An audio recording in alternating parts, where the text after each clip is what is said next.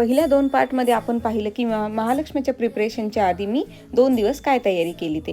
तर आज आहे 3रा दिवस. आज आपण पाहूयात की मी काय तयारी केली. तर माझं नाव आहे पल्लवी, मी राहते स्वीडनमध्ये.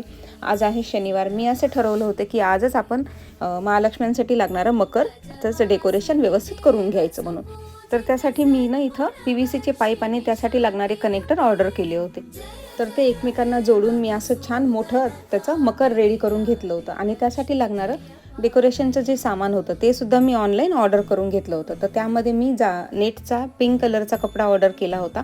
त्यासोबत लाईटिंग फ्री आल्या होत्या आणि त्यामध्ये लागणारे व्हाईट कलरचे फ्लॉवर्स आणि पानांच्या माळासुद्धा मी ऑर्डर केल्या होत्या. तर मग मी ह्याचं मकरवर याला टाकून याची छान अशी एक डिझाईन करून घेतली होती आणि त्याच्यामध्ये मग मी सगळीकडे छान माळा वगैरे हे फुलं वगैरे लावून घेतले होते.